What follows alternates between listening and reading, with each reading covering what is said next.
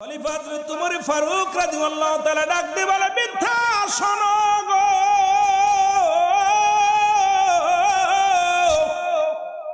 তুমি তোমার ছেলের বিচারের জন্য আমার কাছে আনছো। তোমার ছেলে এমন কি অপরাধ করেছে বলো? বলে খলিফা আমিনুল মুমিনিন, হ্যাঁ খলিফা আমিনুল মুমিনিন, আমার সন্তান পৃথিবীর মধ্যে যে তিনটা অন্যায় করেছে। খলিফা হযরত উমর ফারুক ডাক দিয়ে বলে, বিদ্যা কি অপরাধ করেছে বলো?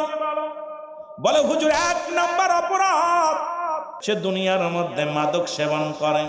এটা কি অপরাধ না ভালো কাজ? জোরে বলেন, মদ গাঁজা খায়, এটা কি ভালো কাজ না খারাপ কাজ? দুই নাম্বার অপরাধ, আমার কলিজার টুকরা সন্তান মানুষ খুন করেছে, তার বিচার করা লাগবে। আজকে বাবা মা সন্তান যদি জিনা করে, বাবা মা তার পক্ষে মামলা লড়ে। সন্তান যদি মানুষ খুন করে, বাবা মা তার পক্ষে লড়ে। আমি বলি, ওরে যুবক, শুনে নাও, শুনে নাও, সন্তান যেই হোক না কেন তোমার কাছে আমানত রাখছে। আমানতের খেয়ানত করার অধিকার আল্লাহ তাআলা তোমাকে দেয় নাই। কারণ যে সন্তান তোমার অবাধ্য, দুনিয়ার ইসলামের বিধান মানে না, এই সন্তানের পক্ষে যখন তুমি যাবা, তোমার মতো মুসলমান, ওই বরিশালের মুসলমান তিন্নির বাবার মতো কুসন্তান ওই জন্ম দেওয়ার পর যদি এই সন্তানের পক্ষে যদি কোনো বাবা ছাপায় গায়, সেই সন্তানের পক্ষে যায়, দুনিয়া থেকেই তারা জাহান্নামী। জোরে জোরে বলেন ঠিক কিনা? বাবা কেমন বাবা? বাবা সন্তানের বিচারের জন্য কার দরবারে গেছে? হযরত উমর ফারুক রাদিয়াল্লাহু তাআলা আনহুর দরবারে গেছে।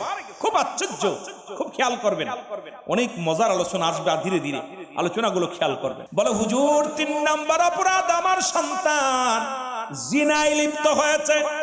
তিনটা অপরাধ, ছোট না বড়? যারা বলেন বড় না ছোট? যারা বলেন ছোট না বড়? খলিফা উমর ফারুক ডাকতে বলে, মিথ্যা, সত্যি করে বলো, ও কি তোমার সন্তান? বলে জি হুজুর, আমার ঔরজ্জাত সন্তান। ছেলেকে ডাকতে বলে, বাবারে, ও কি তোমার আব্বা হয়? বলে জি হুজুর, উনি আমার জন্মদাতা পিতা। বলে বাবারে, তোমার বিরুদ্ধে যে তিনটা অভিযোগ আনছে, এই তিনটা অভিযোগ কি সত্য না মিথ্যা বলো? বলে হুজুর, আমি জানি আপনি ন্যায় পরায়ণ বাদশা, আপনার কাছে মিথ্যা বলবো না। যে তিনটা অপরাধ আমার নামে দিছে, এই তিনটা অপরাধ আমি করেছি। এই তিনটা অপরাধের এক নাম্বার অপরাধ আমি করেছি মাদক সেবন করি। দুই নাম্বার অপরাধ, আমি মানুষ হত্যা করেছি। তিন নাম্বার অপরাধ, এই দুনিয়ার মধ্যে আমি জিনা ব্যভিচারে লিপ্ত হয়েছি। খলিফা আমিনুল মুমিনিন ডাকতে বলে, যুবক, আজকে যেহেতু যুব সমাজের উদ্যোগে মাহফিলে আমার যুবক ভাইরা, অনেক আলোচনা থাকবে আপনাদেরকে নিয়ে। কারণ 18 বছরের যুবক যাবে জান্নাতে, 16 বছরের যুবতী যাবে জান্নাতে। আজকে আমার যুবক ভাইরা এই মাহফিলের ময়দান আয়োজন করেছো, তোমাদের নিয়ে আমি আলোচনা করব। একটু ধীরে ধীরে আগায় যায় আমার বাবারা, আমার বন্ধুরা। আমার হযরত উমর ফারুক ডাকতে বলে, যুবক,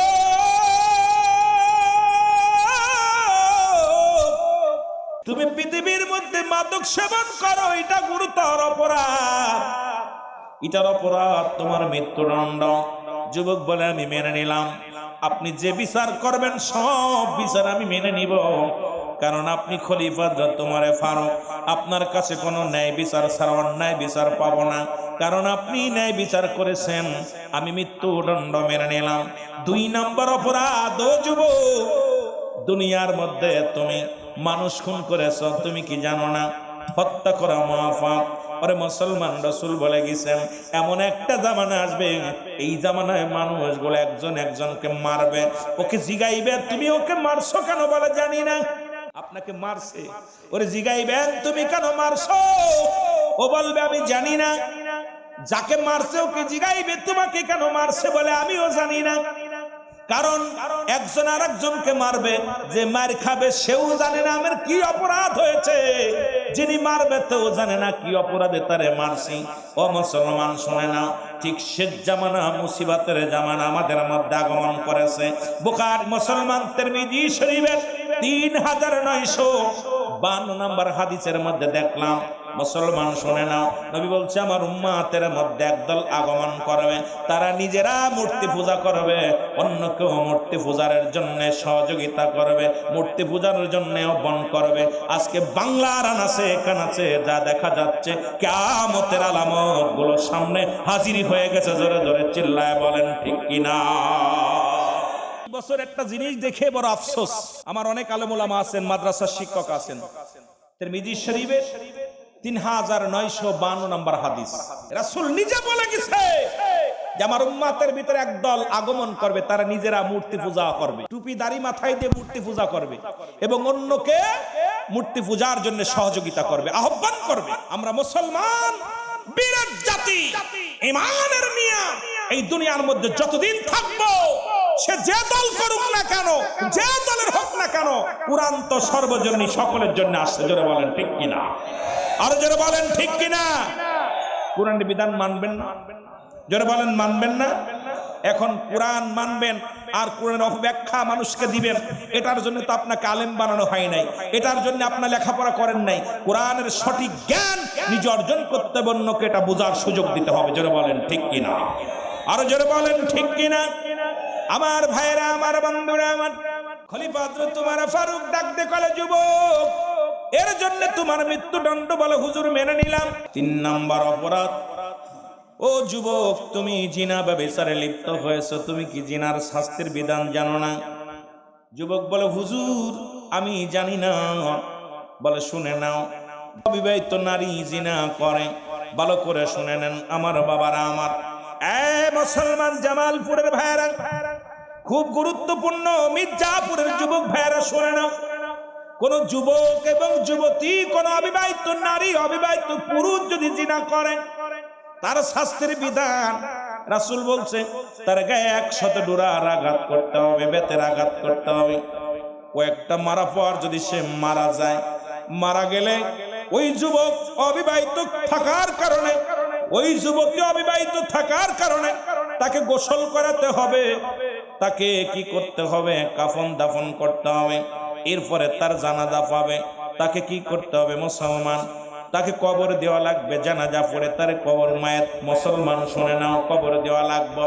কারণ অবিবাহিত থাকার কারণে সে জানাজা পাবে, সে মুসলমান কবর পাবে, দাফন পাবে, কাফন পাবে, দুনিয়ার মধ্যে যাবতীয় সব কিছু পাবে। তবে যদি 2-4-5টা মারা পর যদি মারা যায়, ওই সন্তানকে মুসলমান শোনো, বাকি বেতের আঘাত গুলো কবর উপর দিয়ে লাগাইতে হবে। একটা বিচার যদি জামালপুরের ময়দানে একটা বিচার যদি হতো, আমার আল্লাহর কসম করে বলি, এই জমিনের মধ্যে যুবক যুবতী আর পাপ কাজে লিপ্ত হতো না। জোরে বলেন ঠিক কিনা? একটা বিচার যদি জামালপুরের জমিনে হতো, এই মির্জাপুরের জমিনে হতো, খোদাকে কসম, একটা যুবক আর পাপের কথা মনে আসতো না, ওই যোগ আর যোগ লেখা লাগতো না, অন্তর ভয় থাকতো। ইসলামের আইন আমার দেশে নাই। জোরে বলেন ঠিক কিনা? আমার ভাইরা, আমার বন্ধুরা, আমার গভীর মনোযোগ। এবার যদি কোনো বিবাহিত নারী, বিবাহিত পুরুষ যদি জিনা করেন, খুব সাবধান, কথাগুলো খুব খেয়াল করবেন। যদি কোনো বিবাহিত নারী, বিবাহিত পুরুষ যদি জিনা করেন, আমার দেশে অসংখ্য এখন যুবক যুবতীর চাইতে, অবিবাহিতর চাইতে বিবাহিতরা বেশি জিনায় লিপ্ত হয়। হয়তো আপনাদের এলাকা কেমন জানি না, ও মুসলমান শুনে না, এই মানুষটা, এই নারী, এই পুরুষের বিচার হলো, তাদের সর্বপ্রথম তাদেরকে ধরতে হবে, ধরে তাদের নাভি পর্যন্ত মাটির নিচেই পুঁততে হবে, পুঁতিয়া কঙ্কারে নিক্ষেপ করতে হবে। এরপরে যতক্ষণ পর্যন্ত মৃত্যুবরণ করবে না, ততক্ষণ পর্যন্ত তার গায়ের মধ্যে পাথর ছুঁড়ে মারতে হবে, ইট পাটকেল যা পাবেন ছুঁড়ে ছুঁড়ে মারবেন। যতক্ষণ পর্যন্ত মৃত্যুবরণ করবে না, ততক্ষণ পর্যন্ত তার মারা বন্ধ করা যাবে না। এবার যখন সে নিশ্চিত হয়ে যাবেন মৃত্যুবরণ করেছে, এবার তাকে মাটি করে উত্তোলন করা লাগবে। উত্তোলন করে এই দুনিয়ার মধ্যে যুবক দিলের কান্ডে লাগা, শোনো, কুরআনের আইন শোনো, কুরআনের তাফসীর শোনো। শুধু কুরআনকে মানবা, কুরআন নাম শুনলে কুরআনের আইনগুলো শুনে নাও। এবার ওই মুসলমান বিবাহিত নারী বিবাহিত পুরুষ কোনো কাফন পাবে না, দাফন পাবে না, জানাজা পাবে না। বিবাহিত নারী বিবাহিত পুরুষ দিবালয়ে কুকুর শেল দিয়ে তাদের লাশটা খাওয়াই দিতে হবে। পৃথিবীর কোন গোরস্থানে তাদের শোয়ানো যাবে না। আজকে আমার দেশে যে দেশে জিনা করে জেলে গেলে ফুলের মালা পড়ে জেল থেকে যারা বাইর হয়, এই দেশে ইসলামের আইন ইসলামের বিধান মানা বড় দুষ্কার হয়ে যায়। জোরে বলেন ঠিক কিনা? কোন বিবাহিত পুরুষ বিবাহিত নারী জিনা করালে পর তাকে কোনো কবর দেওয়া যাবে না, তার কোনো জানাজা নাই, তার কোনো দাফন নাই, তার কোনো কাফন নাই, তার কোনো জানাজা নাই। পৃথিবীর মধ্যে একটা বিচার যদি বাংলার জমিনে করা হতো, একটা বিচার যদি এই নওগাঁর জমিনে হতো, আমার বিশ্বাস এই জমিনের মধ্যে ওর একজনের বউ আর একজন নিয়ে যেত না, একজনের বউ আর একজন নিয়ে ভাগতো না। জোরে বলেন ঠিক কিনা? আর এই পৃথিবীর মধ্যে আমার ভাই চারটা গুণের কথা বলছে না, যে চারটা গুণ দেখে বিয়ে কর না, 5 গুণের গুণান্বিত নারী বিয়ে করছে নবীগণ, ওলিগণ। পৃথিবীর মধ্যে ভালো ব্যক্তি 5টা গুণের গুণান্বিত। নাম্বার 1 সতীত্বর আমানতদারী, নাম্বার 2 আমলধারী নারী, নাম্বার 3 পর্দাশীলতা নারী, নাম্বার 4 গুণবতী রূপবতী মেয়ে, নাম্বার 5 একজন আদর্শবান বাবা মায়ের সন্তান। আজকে আমরা বিয়ে করবা গাঁজাখোরের মেয়ে, মদখোরের মেয়ে, নিশাখোরের মেয়ে, ঘুষখোরের মেয়ে, মুসলমান সুদখোরের মেয়ে, ওই মেয়ে তো কখনো ওই ছেলে কখনো একজন হালাল জাদা হতে পারে না, হারাম জাদা। জোরে বলেন ঠিক কিনা? আরো জোরে বলেন ঠিক কিনা? কথা কি বোঝেন? ক্লিয়ার? এই 5টা গুণের গুণান্বিত। কয় গুণে? নাম্বার 1 সতীত্বর আমানতদারী। আজকে ক্লাস 6 7 থেকে সতীত্ব নষ্ট হয়ে যাচ্ছে, কারণ মামাতো ভাই, খালাতো ভাই, ফুফাতো ভাই, যাদের চেহারা দেখা হারাম, কোন আলেম যদি বলে এটা জায়েজ, সে কাফের। হালালকে কোন ব্যক্তি হারাম বলার এখতিয়ার পৃথিবীর কোন আলেমের নাই। মাদের জন্য বুয়াতের প্রথম খণ্ডের মধ্যে বয়ান করে, শরীয়তের দৃষ্টিতে কোন ব্যক্তি হালালকে হারাম বললে সে কাফের, আর হারামকে হালাল বললে সেও কাফের। সুতরাং আমার দেশে অবাধ মিলামিশা, অবাধ মিলামিশা, খালাতো ভাই, মামাতো ভাই, ফুফাতো ভাই, ফুফাতো বোন, মামাতো বোন, গলাগলি ধরে চলাছে। এর থেকে আমরা কেমনে বাঁচবো? এর থেকে বাঁচার তো কোনো উপায় দেখতেছি না, কারণ একটা ঘর আমাদের ইসলামের বিধান মেনে চলতেছি না। যেমন নামাজ ফরজ, পর্দাও ফরজ, ঠিক কিনা? এই জোরে বলেন ঠিক কিনা? নামাজ কি? জোরে বলেন নামাজ কি? আপনারা বোঝেন না আমার কথা? বোঝেন?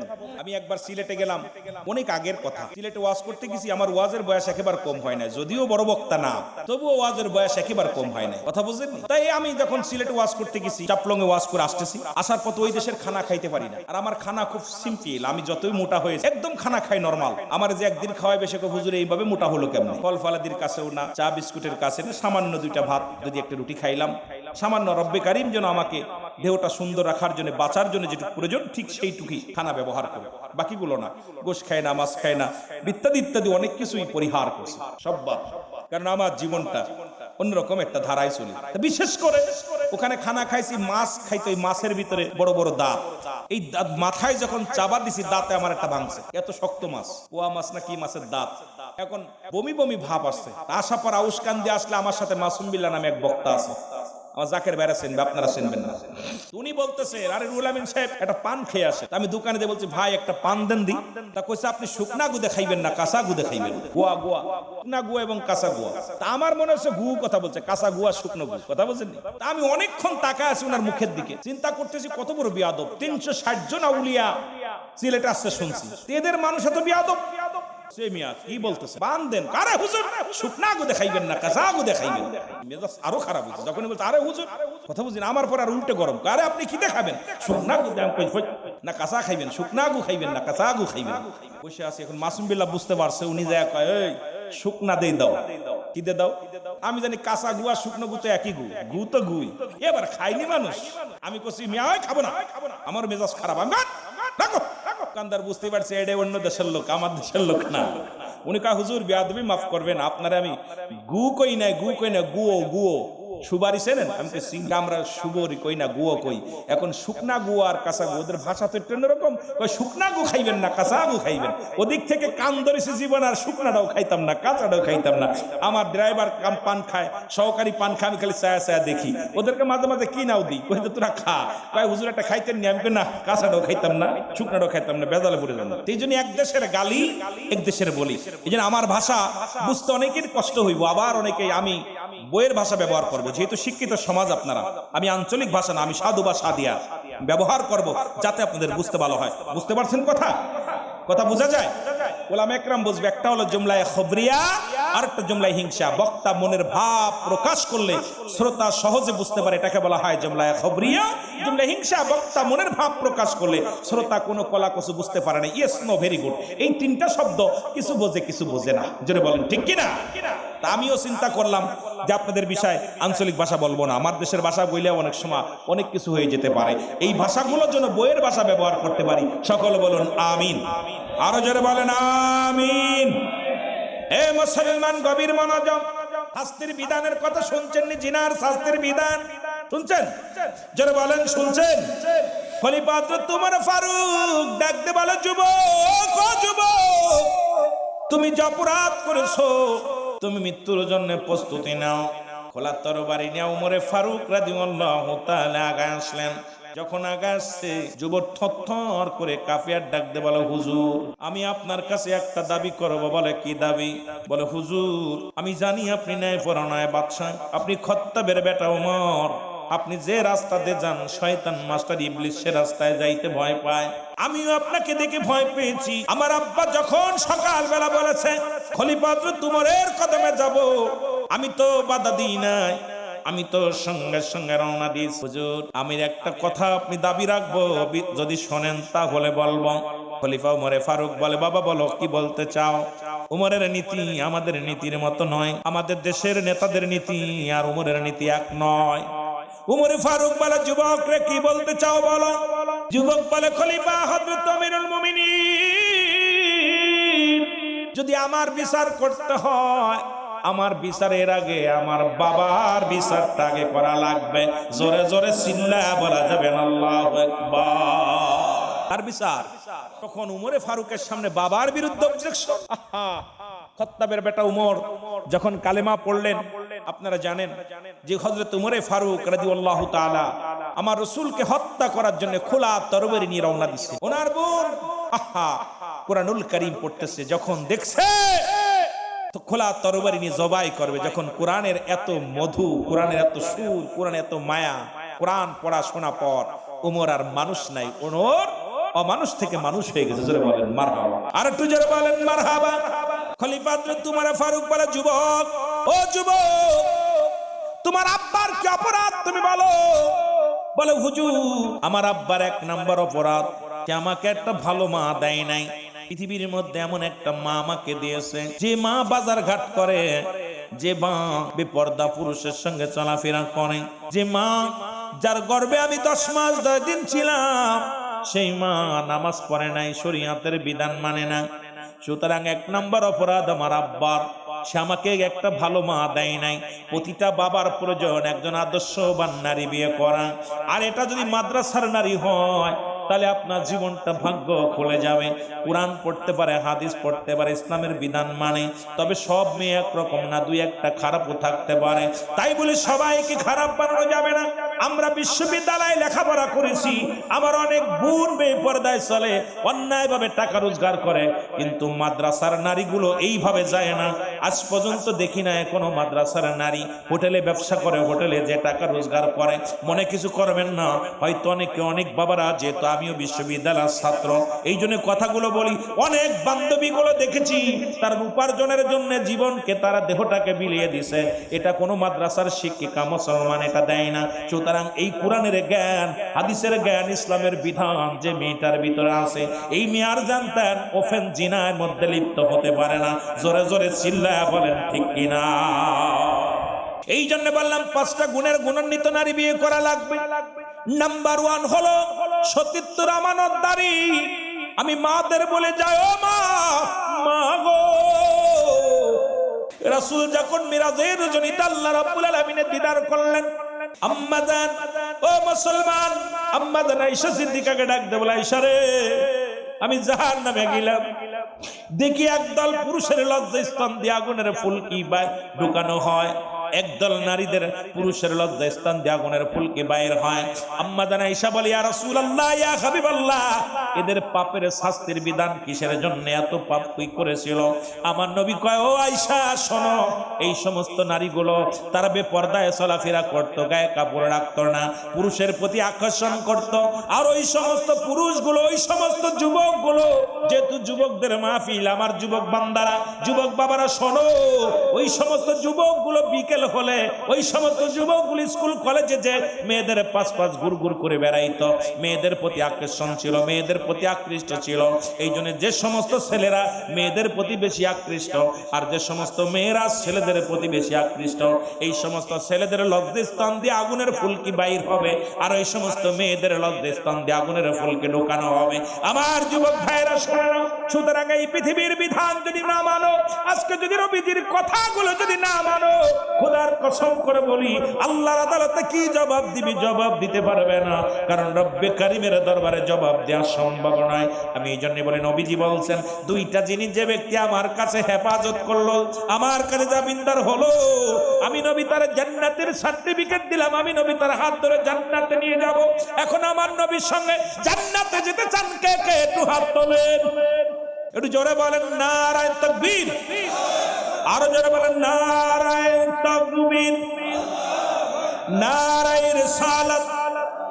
কষ্ট পাচ্ছেন নি? রিসালাত শব্দ আপনার অনেক কন না, যেখানে নবী আছে সেখানে আল্লাহ আছে। আল কোরআনের আলো, আল হাদিসের আলো। কষ্ট হয়? নবী কুরআনও আছে, হাদিসও আছে, দুইটাই লাগবে, জোরে বলেন ঠিক কিনা? কিন্তু আমাদের অনেক, আবার আপনাদের এদিকে লিল্লাহি তাকবীর বলে বেশি, কি ঠিক না? কি বলে? লিল্লাহি তাকবীর শব্দের অর্থ জানেন? লিল্লাহি তাকবীর আওয়াজ দাও আল্লাহর জন্য, আর নারায়ে তাকবীর উচ্চ আওয়াজ আল্লাহর জন্য তাকবীর দাও। দুইটা একই শব্দ, কিন্তু আমাদের বুঝার অভাব, বুঝার অভাব, অনেক বুঝার অভাব। মহব্বতে দুরূদ শরীফ পড়েন, আল্লাহুম্মা ওয়ালা আলি। এ দুনিয়ার মুসলমান,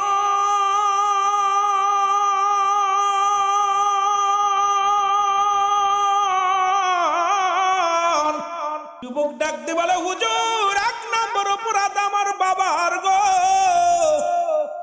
সে আমাকে একটা আদর্শবান মা দেয় নাই। আজকে যারা যুবক, যারা বিয়ে করে নাই, তাদের অনুরোধ করে যাব, একজন রিক্সা চালকের মেয়ে বিয়ে করো, ভ্যান চালকের মেয়ে বিয়ে করো, আল্লাহর রাস্তে ওই মেয়েটা পাঁচগানা নামাজ আদায় করে, ওই মেয়েটা পর্দার বিধান মানে, ওই মেয়েটা কুরআনুল কারীম পড়তে পারে, ওই মেয়েটা যদি তোমার সঙ্গে বিবাহ হয়, খোদার কসম, খোদার কসম, এই দুনিয়ার মধ্যে শান্তি পাবে। ধরে ধরে বলেন ঠিক কিনা? তোমারে ফারুক ডাক দিয়ে বলেন, হুজুর। এবার যুবক বলে, হুজুর, 2 নাম্বার অপরাধ, আমার আব্বা মা আমার একটা ভালো নাম দেয় নাই। নাম দিছে লালটু, বল্টু, জবেদ, কবেদ, মানে নামের কোন স্টেশন, নাম থুলি পারলেই হলো। হুজুর, আমার ছেলের নাম রাখতো কাজীবান। কথা বুঝেন? কি রাখছে? কথা কয় না, কত বড় বিয়াদব, ওরে অস্বীকার করতে। কথা বুঝেন? নাম পাইলেই কন্তে লালটু, বল্টু, মল্টু, আগরবাগর তুইছে, এর জন্য নামে, এর জন্য বলে, হুজুর, 1 না 2 নাম্বার অপরাধ, আমার আব্বা মা আমার একটা সুন্দর নাম দেয় নাই, এই জন্য অপরাধ আমার আব্বা। রাসূল বলেছে, তোমাদের সন্তান যখন দুনিয়ার মধ্যে আসবে, আগমন করবে, 10 মাস 10 দিন পরে যখন আসবে, যখন দুনিয়ার মধ্যে আলো বাতাস দেখবে আর দুনিয়ার মধ্যে আগমন করবে, সর্বপ্রথম তোমার সন্তানের কানে আজান দাও, এরপরে তার গায়ের ময়লাগুলো, 1 নম্বরে তার গায়ের ময়লাগুলো যদি গোসল করানোর মতো হয় গোসল করাও, না যদি পারো গায়ের ময়লাগুলো মুছায়া দাও, মুছায়া দিয়া এবার তার সুন্দরভাবে তার একটা কানে আজান দাও, আজান দিয়া মুসলমান শুনে নাও, শুনে নাও। এরপরে কি করো? যখন 7 দিন অতিবাহিত হয়ে যাবে, ওই সন্তানের নাম রাখতে হবে সুন্নাতে রাসূল। এখন দেখা যায় আমার দেশের ও মুসলমান অধিকাংশ যুবকেরা নাম রেখে যায় বিয়ের আগে, চিন্তা করে বিয়ে করবে, একটা ছেলে হলে নাম রাখবো, কি নাম রাখবো? শাহরুখ খান। কি রাখবো? যদি মেয়ে হয় নাম রাখবো কারিনা। ঠিক কিনা? ঠিক কিনা? বাসর রাত্রে মুসলমান নফল নামাজ নাই, দোয়া নাই, বাসর রাত্রে শুরু হয়ে গেছে। স্ত্রী বলে, স্বামী যদি আমাদের একটা ছেলে হয় নাম রাখবো শাহরুখ খান, মেয়ের নাম রাখবো কারিনা। যদি মেয়ে হয়, ছেলে কয় না আমার মেয়ে হবে, বিবি কয় না আমার ছেলে হবে। দুজন নাম রাখারাখি কমপ্লিট। 7 দিনের একদিন আগেও নাম রাখা দূরত্ব নয়। সন্তান যখন দুনিয়ার মধ্যে আগমন করবে, এই সন্তানকে 7 দিন পরে মেয়ে হলে একটা পশু কোরবানি করো, ছেলে হলে 2টা পশু কোরবানি করে সুন্দর দিন দেখে সুন্দর মুসলমান নাকি করো, হাতের নখগুলো কাটো, মাথার চুলগুলো কাটো, সুন্দর একটা নাম দাও। এটা হলো সুন্নাতে রাসূল। এখন আমার দেশের মুসলমান অধিকাংশ ছেলে মেয়ে জন্মনি। আমার দেশে অধিকাংশ ডাক্তার হলো অমুসলিম। অনেক সময় ডাক্তার ভাইয়েরা যখন অপারেশন থিয়েটারে নিয়ে যায়, না পায় কানে আজান, ডিস্কো গান শুনে আর অপারেশন করে। ওই সন্তানের কানে আজান যায় না, ওই সন্তানের নাম গর্ভে থেকে হয়ে গেছে। এই সন্তান কোনোদিন আদর্শবান সন্তান হতে পারে না। যদিও আলেম হয় ও জালেম হয়, ঠিক কিনা? যদিও আলেম হয় ও নামাজের প্রতি গুরুত্ব নাই, যদিও আলেম হয় সুদের মধ্যে জড়িত হয়ে যায়, যদিও আলেম হয় বেপরদা নারীর সঙ্গে চলাফেরা হয়, যদিও আলেম হয় দাড়ি টুপি জুব্বা লাগাইয়া ইসলামের বিধানটাকে নষ্ট করতে চায়। কারণ এই সমস্ত মানুষগুলো কিছু দুয়ার কারণে যদিও আলেম হয়, এদের চরিত্র হলো জালেমের মতো। এই জন্য আল্লাহ কমিনান নাস, মানুষের মধ্যে মায়া করো, তারা বলবে আমার না, তার ঈমান আনছে বিল্লাহি, আল্লাহর প্রতি, কিরাতের প্রতি বিশ্বাস স্থাপন করছে। ওমা হুম বিমুমিনিন, জোরে জোরে চিল্লায়া বলা যাবে না মারহাবা। বেঈমান মুনাফিক অমানুষ তো কুরআন বলছে মানুষের মধ্যে আছে। নাস শব্দের অর্থ হলো মানুষ। যারা বলেন কি মানুষ, অমিনান নাস, মানুষের মধ্যে আছে। আল্লাহ বলে হাবিব ওই মানুষগুলোর মধ্যে আছে বেঈমান। সব আস্তে আস্তে ধরা যাবে। কোরআন আস্তে আস্তে আমরা যাই, কষ্ট হলে ছেড়ে দিব। কষ্ট হচ্ছে, বেশি কষ্ট দিব না আপনাদের। আমার ভাইয়েরা, আমার বন্ধুরা, আমার যে কথাগুলো বলি দিলের কান্ডা লাগা শোনো। বলে হুজুর 3 নাম্বার অপরাধ, আমার পিতা মাতা আমার ইসলামের কোনো জ্ঞান দেই নাই রে। এমন একটা বিধান, এমন একটা গ্রন্থ যার একটা হরফ পড়লে 10টা নেকি। আলিফ বা আলিফ পড়ছেন 10 নেকি, বা পড়ছেন 10 20 নেকি, তা পড়ছেন 30 নেকি। যদিও 1 নেকি হয়, পৃথিবীর মধ্যে এমন কোন গ্রন্থ নাই যা তেলাওয়াত করলে সওয়াব পাওয়া যায়। কিন্তু কুরআনুল কারীম যদি তেলাওয়াত করা হয়, প্রতিটা হরফে হরফে নেক পাওয়া যায়, নেকি পাওয়া যায়। জোরে জোরে চিল্লায়া বলা যাবে না, ঠিক কিনা?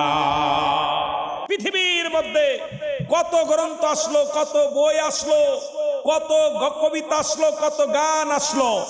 আমার আগের বক্তা কয়েকটা গান গাইছে। আমার বাবারা, এই গানগুলো আসলো, কিছু মজা লাগে না, কিছুদিন পর এটা মাইনাস। কিন্তু সূরা ফাতিহা এই যে পড়ি, এক বক্তা সে আর এক বক্তা ভালো, এক আলেমে সে তার এক আলেম ভালো, এক হাফেজ সাহেব সে এক হাফেজ সাহেব ভালো, যত পড়ে ততই মজা লাগে। যারা বলেন ঠিক কিনা, কথা বলেন ঠিক কিনা? কিন্তু এই যে ভালো ভালো গান আসলো দেশে, কত গান যুবকরা পাগল হলো। বলেন এই সব গানগুলো কি কেউ ভালোবাসে 2 দিন 4 দিন পর সূরা ফাতিহা পড়লে কেউ কি বলে রাখ? কেউ বলে না রাখ। বলেন রাখে? কুরআনুল কারীম পাঠ করলে কেউ বলে বন্ধ কর? কেউ বন্ধ করতে বলে না। কারণ এর ভিতরে যে মজা আছে, এর ভিতরে যে মায়া আছে, এর ভিতরে ভালোবাসা আছে, প্রেম আছে, পৃথিবীর অন্য কোন গ্রন্থের ভিতরে এই প্রেম নাই। জোরে বলেন ঠিক কিনা? এই জন্য এই প্রেমের কিতাবটা বন্ধ করার জন্য বর্তমান জামানায় একদল ইহুদি খ্রিস্টানদের চক্রান্ত আলেম বাইর হয়েছে। তারা বলছে কোরআনের ভিতরে ভুল আছে। আল্লাহ বলেন যালিকাল কিতাবুলা রাইবা ফি, জোরে জোরে চিল্লায়া বলা যাবে না আল্লাহু আকবার। আল্লাহ বলে এটা সেই কিতাব যার মধ্যে কোনো সন্দেহ নাই। আসেনি? জোরে বলেন আছে। এই কোরআনের কথা জোরে জোরে বলেন আছে। একটা হরফ ভুল আছে, জেরের পরিবর্তন নাই, জবরের পরিবর্তন নাই, নুক্তার পরিবর্তন নাই। আল্লাহ বলে কারা মানবে? আল্লাহ বলে হুদাল লিল মুত্তাকিন, একমাত্র হেদায়েতপ্রাপ্ত বান্দা। এই দুনিয়ার মধ্যে আল্লাহর বিধান মানে যারা, কোরআন মুসলমান মানে তারা, যারা নবী মানে তারা কোরআন মানে। পৃথিবীর মধ্যে ইসলামের বিধান যারা মানবে, কোরআনের প্রতি তাদের সম্মান ইজ্জত বেড়ে যাবে।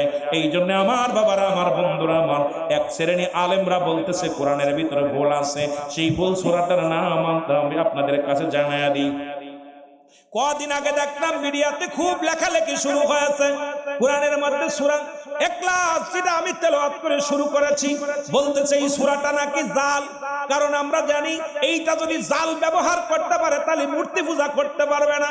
এটা তো জাল ব্যবহার করতে পারে তাহলে ওরা মূর্তির সামনে দোয়া করতে পারবে না। ওরা যদি এইটা যদি জাল ব্যবহার করতে পারে চন্ড পূজা করতে পারবে না। এরা যদি জাল ব্যবহার করতে পারে মানুষের পায়ে সিজদা করতে পারবে না। এটা তো জাল ব্যবহার করতে পারে, তাহলে দুনিয়ার মধ্যে ও মুসলমান শুনে নাও, জাল যদি ব্যবহার করতে পারে তাহলে ওরা চন্দ্র সূর্য পূজা করবে, কেউ বাধা দিতে পারবে না। এই জন্য ওরা শুরু করছে কোরআনুল কারীমের মধ্যে সূরা ইখলাসটা জাল। আমার আল্লাহ বলেন, পড়েন বিসমিল্লাহির রহমানির রহিম, কুল হুয়াল্লাহু আহাদ আল্লাহুস সামাদ লাম ইয়ালিদ ওয়া লাম ইউলাদ ওয়া লাম ইয়াকুল লাহু কুফুয়ান আহাদ। আল্লাহ ডাকতে বলে, হাবিব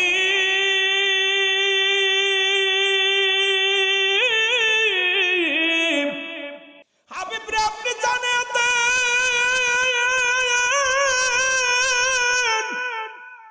ও মায়ের নবী, দয়াল নবী গো, আপনি জানা দেন আমি আল্লাহ এক, আমি আল্লাহ এক। আল্লাহ কয়জন? জোরে বলেন কয়জন? আরে জোরে বলেন কয়জন? আল্লাহ বলে, হাবিব আপনি জানা দেন আমি আল্লাহ এক। এই পৃথিবীর মধ্যে কাউকে জন্ম দিই নাই, কারো থেকে জন্ম নিই নাই। সুতরাং মাজারে সিজদা করা যাবে না, চন্দ্রকে সিজদা করা যাবে না, কোনো মানুষকে সিজদা করা যাবে না, মুসলমান তারকরা পূজা করা যাবে না, মূর্তি পূজা করা যাবে না। এখন আমার দেশের কিছু আলেমরা দেখলাম মূর্তির সামনে যে সিজদায় পড়ে আছে, নামাজ আদায় করতেছে। এই যে ইমানের জন্য মুসলমানদের বড় ক্ষতি করতেছে।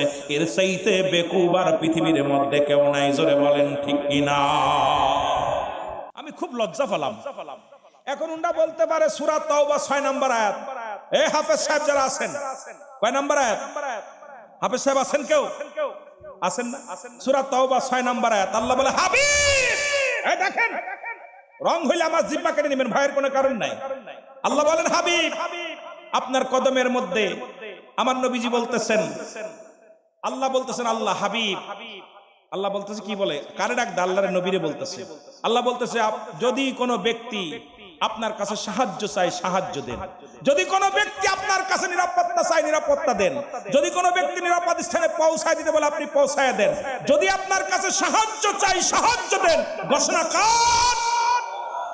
সূরা তাওবা 6 নম্বর আয়াত। খোলেন, কোরআন খুলে বের করেন, না পাইলে এখন অফেন্স চ্যালেঞ্জ। তাই বলে এখন আল্লাহ রাব্বুল আলামিন বলছে, কিন্তু পরের দিনই দেখলাম হিন্দুরা বলতেছে যে আমরা তো আপনাদের মসজিদ রক্ষা করতে পারেন না, আমাদের পাহাড়ে আমরা তো আপনাদের বলি নাই। তার মানে বোঝা গেল আমরা নাক বাড়ায় সিন্দুর নিতেছি। আরে মুসলমান, বুখারীর হাদিস, রাসূলুল্লাহর কদমের মধ্যে কয়েকজন অমুসলিম গেছে, ভালো করে খেয়াল করবেন। রাসূলের কাছে গেছে, নবী সাহাবীরা, ইয়া রাসূলুল্লাহ, ইয়া হাবিবাল্লাহ, আপনার কদমে কয়েকজন অমুসলিম আসছে। নবী বলে, আসতে বলো। নবীজিকে বলতেছে, হুজুর ওরা তো অমুসলিম। খুব খেয়াল, বলতেছে হুজুর ওরা তো অমুসলিম। নবীজি বললেন, আসতে বলো, আসতে বলো। গেলেন নবীজির কাছে, যাওয়ার পর হুজুর বললেন, সাহাবীরা বলে, হুজুর আসছে। নবীজি বলেন, ওদের উত্তম জায়গা বসতে দাও। কোথায়? জোরে বলেন কোথায়? আমি যখন আসছি আপনাদের মাঝে আপনারা কত সুন্দর রিসিভ করছেন। ওলামা একরামের ভিতরে আসে মজা লাগছে। শিক্ষক মহোদয়, আমার ভাইজান দেখা করছে, সবাই যে কেন যেন অনেকদিন চেনা মানুষ। পরিচালক সাহেব জড়ায় ধরতে যায়, এরকম সবাই প্রায় জনই যায় দেখছি। মহব্বত, আন্তরিকতা আমার তো জীবনে দেখেন নাই, হয়তো মিডিয়াতে দেখছেন, আমি তো সরাসরি আপনাদের মাঝে আসি নাই। কিন্তু মুমিন হওয়ার কারণে আপনি যে এত আন্তরিকতা দেখাইছেন, আমার গাড়ি থেকে রিসিভ করে ওখান থেকে তাকবীর দিয়ে আমার ভাইরা, জাকের ভাইরা ছিল, এরপর আমার আশিক, এক কথা আমি মুসলমান হিসেবে মুসলমানের দায়িত্ব যেটা আপনারা পালন করেছেন, এগুলোর জন্য অনেক মজা লাগছে আমার, যে আপনাদের ভিতরে আন্তরিকতা, ভালোবাসা, প্রেম আছে। মারহাবা বলেন না? আর একটু জোরে বলেন মারহাবা। আমার ভাইরা, আমার নবীজির কদম, নবীজি বলতেছেন, সাহাবীরা বলতে ইয়া রাসূলুল্লাহ কোথায় বসতে দিব? নবীজি বলেন উত্তম জায়গা। বলে হুজুর তাহলে পার্সোনাল কামরা আপনার? কয় না। নবীজি বললেন উত্তম জায়গা। বলে হুজুর আপনার পাশের কামরা? নবী বললেন না। বলে উত্তম জায়গা। সাহাবীরা বলে ইয়া রাসূলুল্লাহ আপনি বলেন কোথায় বসতে দিব? নবীজি বললেন যেহেতু ওরা আমার মেহমান, ওরা আমার মেহমান, আমার পাশে বসতে দাও। মসজিদে নববীর মধ্যে রাসূলুল্লাহ বসতে দিলেন চাদর বিছায়া, সাদা চাদর বিছায় দিলেন, রাসূলুল্লাহর পাশে বসলেন। বসার পর সাহাবীরা, আমার নবীজি বলতে আমার সাহাবীরা তোমরা ধৈর্য ধরো, দেখি কি বলতেছে ওরা শুনি। অমুসলিমদেরকে বলেন ভাই আপনারা কি বলবেন বলেন। বলে ইয়া রাসূলুল্লাহ ইয়া হাবিবাল্লাহ আপনি যে রাহমাতাল লিল আলামিন, আপনি যে নবী হায়াতি খায়রুল লাকুম, নবী বলতেছেন আপনি যে হায়াতের জগৎ উম্মতের জন্য কল্যাণ স্বরূপ হয়ে আসছেন। ইয়া রাসূলুল্লাহ হায়াতি খায়রুল লাকুম ওয়া মা মায়াতি খায়রুল লাকুম, নবী গো ওয়াফাতি খায়রুল লাকুম, নবী গো এই গভীর মনোযোগ উলামা ইকরাম, নবীজি বলতেছেন।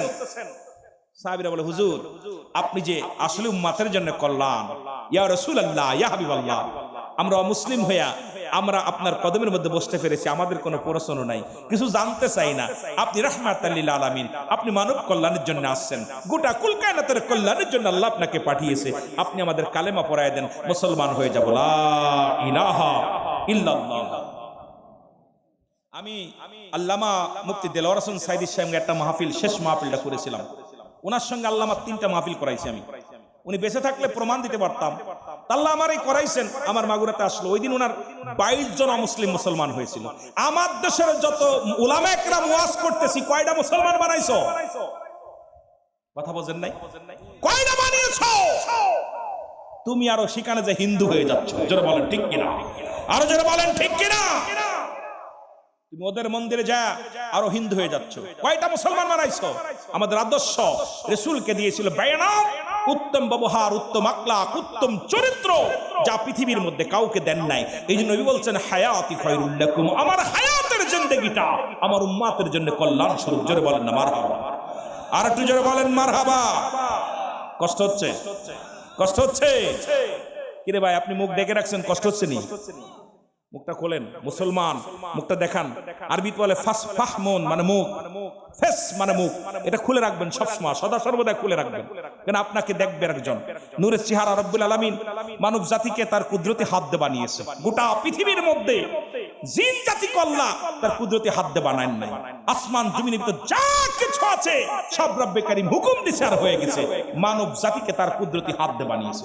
মানুষের আকৃতি, এই জন্য এটাকে মানুষে দেখায় রাখবেন।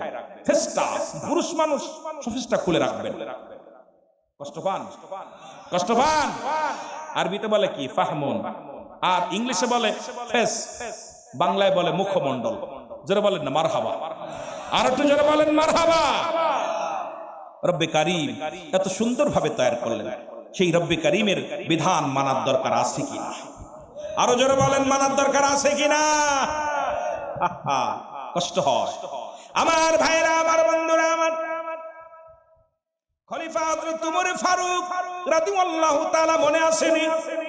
মনে আছে? যুবক বলে হুজুর 2 নাম্বার 3 নাম্বার অপরাধ, সে আমার একটা কোরআনের জ্ঞান তার শিক্ষা দেয় না, আমি ইসলামের বিধান আমি জানি না, এই জন্য এত পাপ করেছি। যদি জানতাম জিনা করা গুনাহ, জিনা করতাম না। যদি মানুষ হত্যা করা মহাপাপ, যদি জানতাম করতাম না। হুজুর মদ সেবন করা, মাদক সেবন করা হারাম, এটা যদি জানতাম আমি করতাম না। সুতরাং এর জন্য আমার বাবায় দায়ী। এই জন্য যখন সন্তান দুনিয়ার মধ্যে আসবেন, আপনার সন্তানকে সর্বনিম্ন কোরআনের জ্ঞান তারে অর্জন করাইতে হবে। অগত্য 10টা সূরা তারে মুখস্থ করাইতে হবে। কোনটা হারাম কোনটা হালাল এটা তারে বোঝাইতে হবে। জানাজার নামাজগুলো বিধানগুলো জানাইতে হবে। এ মুসলমান শোনো, ইসলামের নিয়ম বিধি, নিয়ম কানুন যেগুলো আছে এগুলো আপনার সন্তানকে আপনি বোঝানোর পর, ছেলে এসপি হোক, ডিসি হোক, মন্ত্রী হোক, পৃথিবীর মধ্যে বড় অফিসার হোক না কেন, ইসলামের জ্ঞান থাকার কারণে ওই সন্তান পথ হারা হবে না। জোরে জোরে চিল্লায় বলা যাবে না ঠিক কিনা? হুজুর অপরাধ তো আমার আব্বা, কেন আমার ইসলাম শিখায় নাই? আজকে এখানে মাদ্রাসা রয়েছে, আপনার সন্তান যদি এরপরও যদি আপনি দিন এলেম শিক্ষা না দেন, কি জবাব দিবেন আল্লাহর কাছে? কি জবাব দিবেন? জবাব তো দিতে পারবেন না। খলিফা হযরত ওমর ফারুক বলে বিদ্যা তুমি প্রস্তুতি হও মরার জন্য। তুমি সন্তানকে ডেকে আনছো বিচার করার জন্য, এখন দেখে সন্তান নষ্টের জন্য তুমিই মূল। ও বৃদ্ধা, বিদ্যা বলে আমিনুল মুমিনিন, আমি এত বড় অপরাধ করেছি, আমারে আপনি ক্ষমা করে দেন।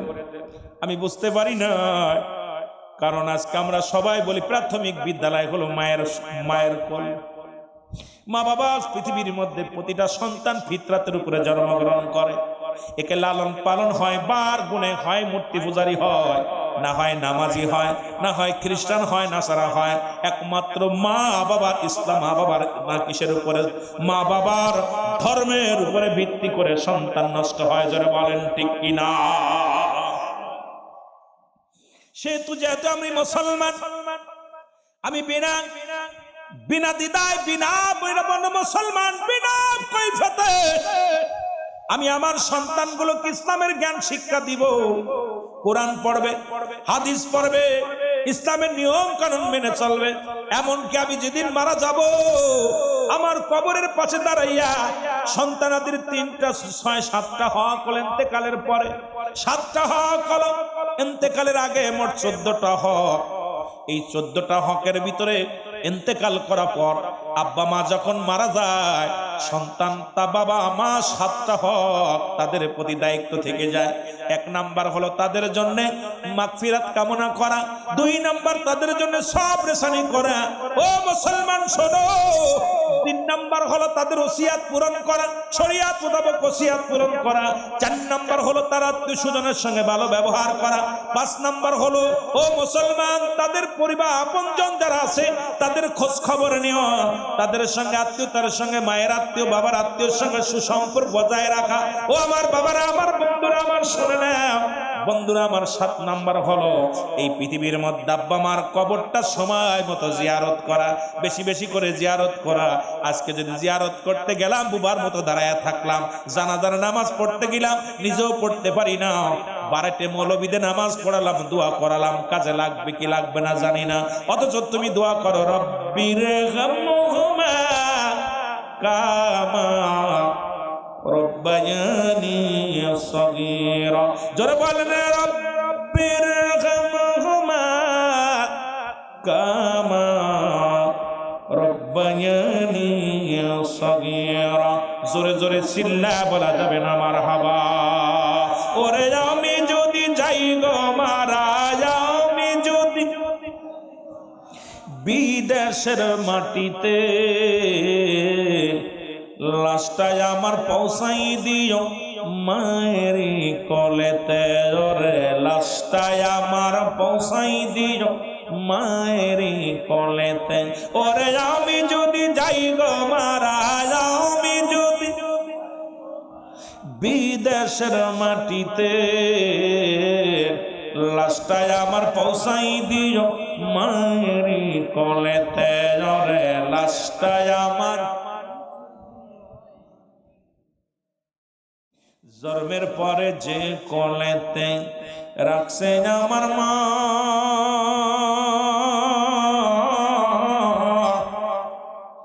সেই মাকে না দেখাইয়া আমায় বিদায় দিও না। জন্মের পরে যে কোলেতে রাখছে আমার মা, সেই মাকে না দেখাইয়া বিদায় দিও না। ওরে মায়ের মুখটা দেখলে পারে, মায়ের মুখটা দেখলে পারে শান্তি পাবো কবরে। লাশটাই আমার পৌঁছাই দিও মায়ের কোলেতে। জোরে লাশটাই আমার, আরো জোরে বলেন লাশটাই আমার পৌঁছাই দিও মায়ের। এই জগতে মায়ের মতো নাই কেউ আপন,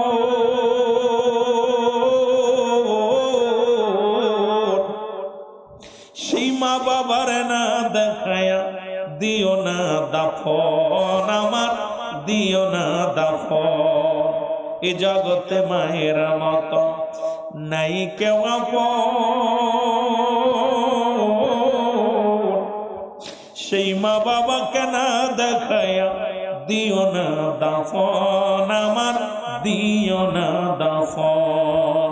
ওরে মায়ের মুখটা দেখলে পারে, মায়ের মুখটা দেখলে পারে শান্তি পাবো কবরে, লাশটায় আমার পৌঁছাই দিও মায়ের কোলেতে জরে, লাশটায় আমার, আরো জোরে বলেন, লাশটায় আমার পৌঁছাই দিও। ওরে চাচি বলো খালা বলো মায়ের মতন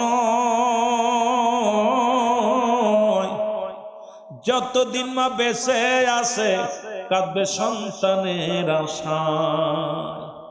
চাচি বলো খালা বলো তোমার মায়ের মতন যতদিন মা থাকবে ধরায় কাঁদবে সন্তানের আশায়। মায়ে গছ তুলে করবে দোয়া, মায়ে গছ তুলে করবে দোয়া, নাজাত দাওয়ার সন্তানের। মায়ে গছ তুলে করবে দোয়া, আল্লাহ জান্নাত দাও আমার সন্তানরে। ওরে সেই মারে না দেখাইয়া দিও না দাফন, রে সেই মায়ের না দেখাইয়া দিও না দাফন।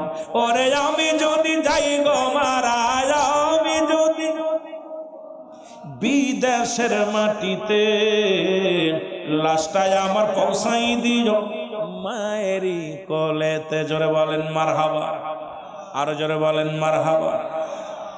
ও যুবক দিলের কান্ডা লাগা শুনে নাও, হযরত তোমার ফারুক তওবা পড়া দিলেন, ডাক দিয়ে বলে ও বৃদ্ধ তওবা কর, রব্বে কারীম যদি তোমারে মাফ করে দেয়। কারণ তওবার দরজা খোলা,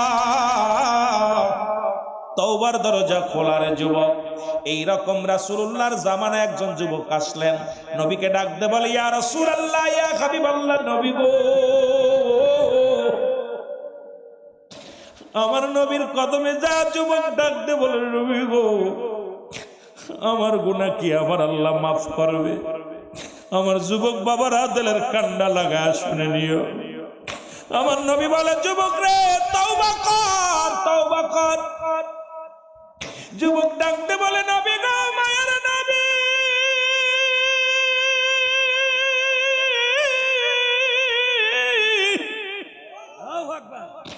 আমার মন বলে এই দুনিয়ার মধ্যে রব্বে কারীম আমারে ক্ষমা করবে না রে।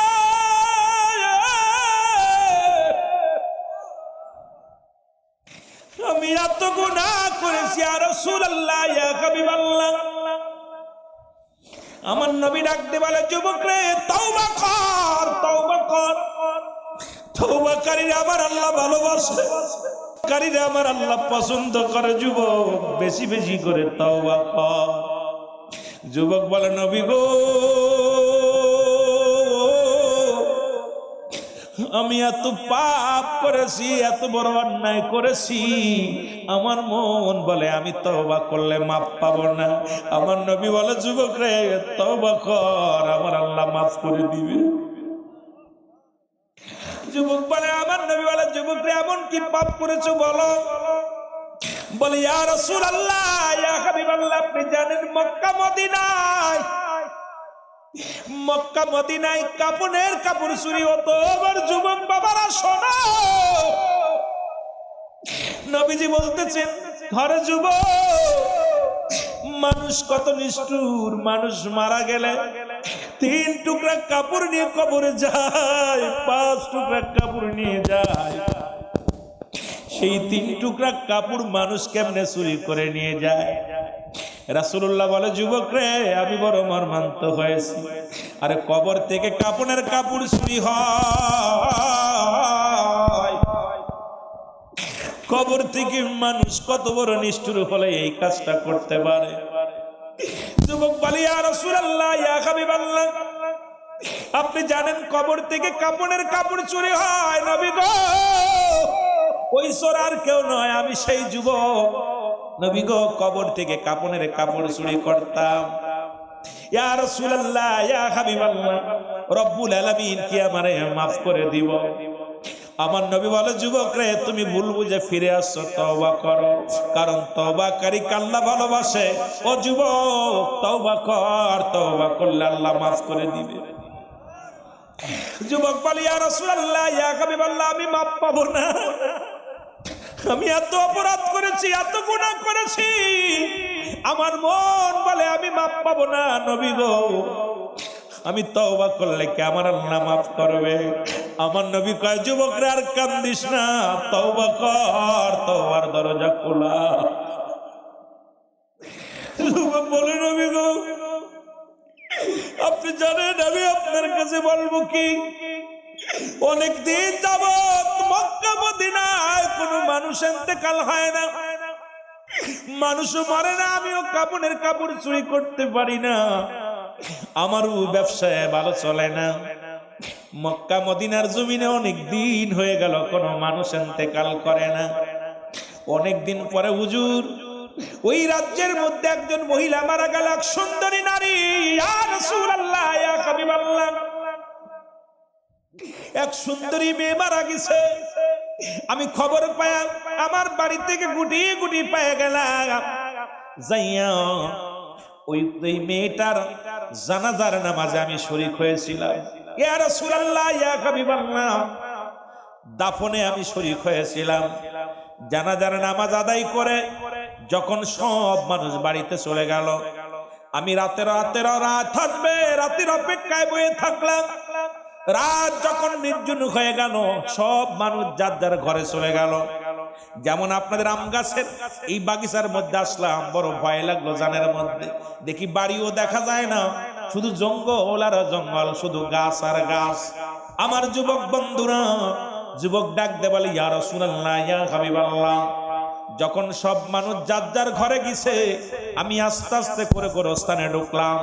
গোরস্থানে ঢুকিয়া কবরখানা খনন করলাম।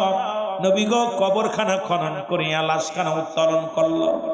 ইয়া রাসূলুল্লাহ, ইয়া হাবিবাল্লাহ, নবী গো, যখন এই কবরখানে খুঁড়িয়া ওই মহিলার গায়ের কাপড়গুলো খুললাম, যখন এই কাপড়ের কাপড় চুরি করে নিয়া যখন আমি কবর থেকে উঠতেছিলাম, ইয়া রাসূলুল্লাহ, ইয়া হাবিবাল্লাহ, তখন আমি কে যেন আমার ভিতরে বলতেছো, যুবক, সারা জীবন শুধু কাপড়ের কাপড় চুরি করলাম, আজকে যার কবরে ঢুকছে একবার তাকা দেখ। এই জামানার বড় সুন্দরী নারী, এমন একজন সতী সাথী নারী, কেউ তার গায়ে হাত দেয় নাই, এখনো সতীত্ব ঠিক আছে। যুবক রে, জিনা কর, জিনা কর, জিনা কর। খোদার কসম করে বলি নবী গো, আমি যখন ওই মেয়েটার মুখের দিকে তাকাইলাম, আমি যুবক মানুষ, আমারে কন্ট্রোল রাখতে পারি নাই, সঙ্গে সঙ্গে ওই লাশের উপরে ঝাঁপিয়ে পড়লাম। এ যুবক, আমরা শুনেছি মক্কা মদিনায় ওই জাহিলা যুগে নবীজির জামানায় কবরের মধ্যে লাশের সঙ্গে জিনা হয়েছে। আর বাংলাদেশে বর্তমান শুনে নাও, বাংলাদেশের কথা শোনো। আমার যুবক বন্ধুরা সবাই তো মোবাইল ব্যবহার করো। ঢাকা মেডিকেল কলেজ হাসপাতালে মর্গে জিনা হয়, ধরা পড়ে গেল। যখন দেখে ওই মেয়েটা বিষ খেয়ে মারা গেছে, আলামত হলো জিনার। ও মুসলমান, মারা গেছে গলায় দড়ি নিয়ে, আলামত হলো জিনার। সড়ক দুর্ঘটনায় মারা গেছে, আলামত হলো জিনার। ডাক্তাররা বড় বিপদের মধ্যে পড়ে গেলেন। আর রিপোর্ট দিতে যাইয়া দেখে জিনা হয়েছে, মেয়ের সঙ্গে রেপ করা হয়েছে মেয়েটাকে। এবার তারা সিসি ক্যামেরা লাগানো, এরপরে দেখলো ডোমের আচরণ। ডোমকে ধরে যখন রিমান্ডে নেওয়া হলো, ডোম শিকারে গেলেন। এই পর্যন্ত যত নারী আছে, অল্প বয়সী নারী যখন কাটতে যায়, খোদার কসম, আগে ওই কাটার আগে, টেবিলের উপর রাখার আগে আমি তার সঙ্গে আগে দৈহিক মিলন করে নিই। আরে যে দেশে বাংলার জমিনে, আরে মুসলমান, বাংলাদেশের জমিনে যেখানে মরা হয়ে মৃত্যু হয়ে শান্তি নাই, গলায় দড়ি বিষ খেয়ে মারা যাওয়ার পর মর্গে যে জিনা হয়, সে দেশের মানুষকে আল্লাহ বাঁচিয়ে রাখছে। সে আল্লাহর দরবারে শুকরিয়া আদায় করার দরকার। এমন কোন মহান ব্যক্তি, আল্লাহর মাহবুব বান্দা থাকার কারণে হয়তো আল্লাহ আমাদের দয়া করছে, নয়তো আমরা সব শেষ হয়ে যাইতাম। শুধু ঢাকা নয়, মুসলমান চট্টগ্রাম মেডিকেল কলেজ হাসপাতালে, আমি চট্টগ্রামে থাকি। ও যুবক, ওখানেও ধরা পড়লো, রিমান্ডে নেওয়ার পর উনি বললেন আজ থেকে প্রায় 1 থেকে 150 নারীর সঙ্গে আমি জিনা করেছি। কারণ অল্প বয়সী মেয়েরা যখন এই মর্গে আসে, আমার কাটার আগে তাদের সঙ্গে নিশা করে মদ পান করে যখন লাশ কাটতে যায়, আগে তার সঙ্গে ও মুসলমান দৈহিক মিলন করে নি। সুতরাং যে দেশে ঢাকা মর্গে জিনা হয়, যে দেশে মুসলমান চট্টগ্রাম মর্গে জিনা হয়, সেই দেশের মুসলমান বড় বড় কথাই বলে আজকে বাংলাদেশে মৌলবীরা কোথায় ছিল? আজকে দাড়িওয়ালাদের উপায় না, টুপিওয়ালাদের উপায় না, আমার মতো মৌলবীরা ওয়াজ করে শুধু টাকা কামাও, আমাদেরও রাস্তায় নামতে দেখি নাই। বড্ড কষ্ট হয়, হৃদয়ে রক্তক্ষরণ হয়। যেখানে মুসলিম রাষ্ট্র, যে বাংলার জমিনে যেখানে বিচার হয়, প্রতিবাদ করার মানুষ দেখি নাই, শুধু চেয়ারের জন্য ফালাফালি দেখি। এই ফালাফালি বন্ধ করো, আগে ইসলামের বিধান মানো, নিজে ইসলামের বিধান মেনে জীবন যাপন করো, অন্যকে সহযোগিতা করো। ক্ষমতা একদিন আসবে, তখন আল্লাহ যেদিন বসায় দিবে এমনি বসতে পারবে। আর মুসলমান, কোন মুসলমান মুসলমান ক্ষমতা কেন্দ্রিক হতে পারে না। আদর্শ কেন্দ্রিক যদি ব্যক্তি হয়, মানুষ তার দিকে ঝুঁকে যাবে, মানুষগুলো পাগল হয়ে যাবে তার জন্য। জোরে জোরে চিল্লায় বলা যাবে না, ঠিক কিনা? কষ্ট অনেকেই কইতে পারে হুজুর আমাদের বিরোধিতা না, নবী বলছে বাল্লুহা খিলাফ। দুনিয়াটা হলো পচা দুর্গন্ধ মরি, মানুষের চরিত্র হলো কুকুরের চরিত্র। কুকুর যেমন মরি পাইলে খুশি হয়, শেখ জামানার মানুষ শুধু সম্পদ পাইলে খুশি হয়। খালি যেভাবে আসুক, হারাম উপার্জন জানি এটা হারাম, তারপর ওইটার ভিতর আরাম মনে করি।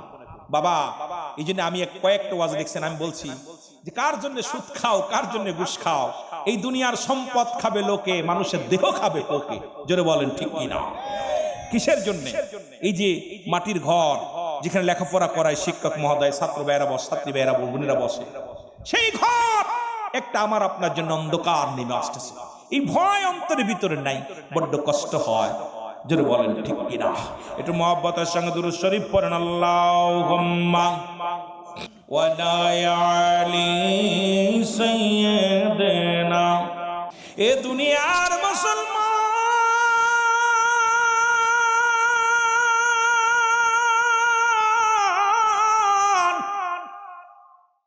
যুবক বলে ইয়া রাসূলুল্লাহ, ইয়া হাবিবাল্লাহ, নবী গো, ও মায়ের নবী,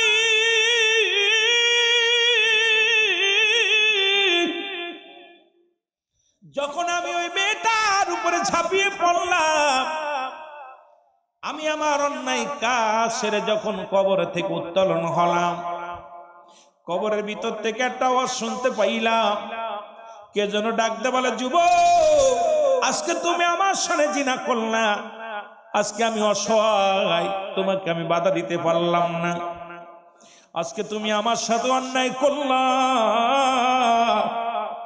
মনে রেখো তোমারও একদিন এই কবরে আসা লাগবে। আমি আল্লাহর আদালতে মামলা দিলাম, আমি আল্লাহর আদালতে মামলা দিলাম। ও যুবক, যেদিন তুমি কবরে আসবে, আবার আল্লাহ যেন তোমারে মাফ না করে। আমি তোমাকে বাধা দিতে পারলাম না, তুমি আমার সর্বনাশ করলা রে যুবক। মনে রেখো, মনে রেখো, রব্বিক কারীমের দরবারে একদিন আসতে হবে রে যুবক। ইয়া রাসূলুল্লাহ, আমি বাড়ি আসলাম, বাড়ি এসে গোসল করে খানা খাইলাম।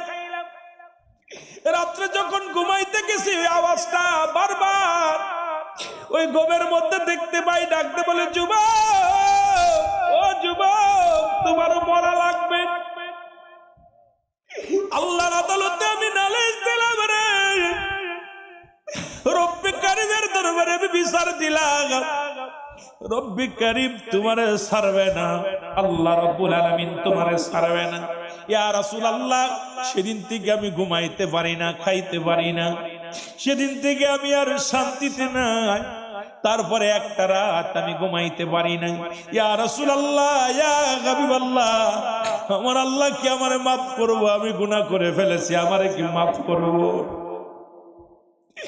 যুবক কান্দের বলে, নবী গো, কখন যেন মালাকুল মউত চলে আসে, কখন যেন ধরা পড়ে যায়, কখন যেন আল্লাহর আদালতে ধরা পড়ে যায়। এই গুনাহ নিয়ে যদি কবরে যায়, আমার সঙ্গে দুর্ব্যবহার করবে কবরের ফেরেশতা। ইয়া রাসূলুল্লাহ, ইয়া হাবিবাল্লাহ, নবী গো আপনি আমারে তওবা করে দেন, আল্লাহ যেন আমারে মাফ করে দেয়, আল্লাহ রাব্বুল আলামিন যেন আমারে মাফ করে দেয়। আমার নবী কয়, যুবক রে দূর হয়ে যা, আমার সামনে থেকে দূর হয়ে যা, কারণ তুমি জিনাকারী, সবচেয়ে বড় নিকৃষ্ট মানুষ। তুমি কবরে মানুষের সঙ্গে, মরণ মানুষের, মৃত্যু মানুষের সঙ্গে অপকর্ম করেছো, দূর হয়ে যাও, আমার কদমের মধ্যে তোমার জায়গা নাই। বলে ইয়া রাসূলুল্লাহ, ইয়া হাবিবাল্লাহ, আপনার কদম থেকে যদি বিতাড়িত করে দেন নবী গো, কোথায় যাব, কোথায় যায় ক্ষমা পাইব? পৃথিবীর তো কোথাও ক্ষমা চাপার জায়গা নাই। আমার নবী বলে দূর হয়ে যা যুবক, আমি তোমার মুখ দেখতে চাই না, তুমি দূর হয়ে যাও। যুবক কাঁদতে কাঁদতে রওনা হয়ে গেল জঙ্গলে। যা 40টা দিন অনাহারে, একটু পানি খায় না, গাছের লতা পাতা খায় আর কাঁদে আর ডাকতে বলে রব্বে কারীম। আদম আলাইহিস সালাম ভুল করার কারণে আদম নবীকে দেখিছে, রব্বানা যালামনা আনফুসানা ওয়া ইল্লাম তাগফির লানা ওয়া তারহামনা লানাকুনান্না মিনাল খাসিরিন। শিয়া মুসলমান ইউনূস আলাইহিস সালামকে দেখে শুনেছি বলেন লা ইলাহা ইল্লা আনতা সুবহানাকা ইন্নী কুনতু মিনাজ জালিমিন। যুবক কান্দার ডাক দে বলে আল্লাহ, শুনেছি আদম আলাইহিস সালাম কেঁদে কেঁদে মাপ পেয়েছে, আল্লাহ ইউনূস আলাইহিস সালাম কেঁদে কেঁদে মাপ পেয়েছি, আমি যুবক মানুষ, নফসের খায়েছে পড়ে গুনাহ করে ফেলেছি, আল্লাহ কখন যেন মরণের পেয়ালা পান করতে হবে, কারণ পৃথিবীর মধ্যে আসার একটা সিরিয়াল আছে, যার কোনো সিরিয়াল নাই। দেখা যায় বাবা জিন্দা, সন্তান দুনিয়ার মধ্যে নাই, দেখা যায় দাদা জিন্দা, নাতি দুনিয়ার মধ্যে নাই। ও মুসলমান, বুড়া হয়ে মরবা এমন কোন গ্যারান্টি নাই, যে কোনো মুহূর্তে ডাক এসে যেতে পারে, কারণ যে কোনো মুহূর্তে আপনার আমার মালাকুল মউত আসতে পারে। আমার বাবারা, আমার যুবক কান্দার ডাক দে বলে রব্বে কারীম,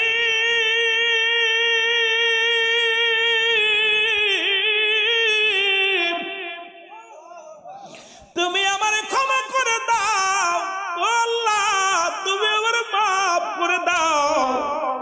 কাঁদতে কাঁদতে যুবক বড় ক্লান্ত হয়ে গেলেন। 40টা দিন পরে যুবক সংবাদ পেয়ে গেল, যুবক রে আর কান্দিস না, তোর চোখের পানি জমিনের মধ্যে পড়ে, আমরা জমিন সহ্য করতে পারি না। যুবক রে রব্বি কারীম তোরে মাফ করে দিছে, যা যা রহমতের নবী রাহমাতাল লিল আলামিনের কদমের মধ্যে যা। যুবক রওনা হয়ে চলে আসেন রাসূলুল্লাহর কদমের মধ্যে। নবীজি দেখে বলে, যুবক তুমি আবার কেন আসছো? বলি ইয়া রাসূলুল্লাহ, ইয়া হাবিবাল্লাহ, আমি আর কত কাঁদবো, আর কত চোখের পানি ফেলবো, রব্বে কারীম আমারে ক্ষমা করে দিছে, ইয়া রাসূলুল্লাহ আপনি আমাকে তওবা করায়া দেন। আমার নবীজির কাছে জিবরিল আমিন এসে বলে, ইয়া রাসূলুল্লাহ, ইয়া হাবিবাল্লাহ, যুবকের কান্না, যুবকের চোখের পানি রব্বে কারীম সইতে পারে নাই, আবেগে নফসের খায়েছে পড়ে গুনাহ করে ফেলেছে। এখন আল্লাহর দরবারে এত কান্না কেঁদেছে, রব্বি কারীম তারে ক্ষমা করে দিছে। নবী গো আপনি তারে তওবা করায়া দেন, আমার রব্বি কারীম তারে মাফ করে দিছে।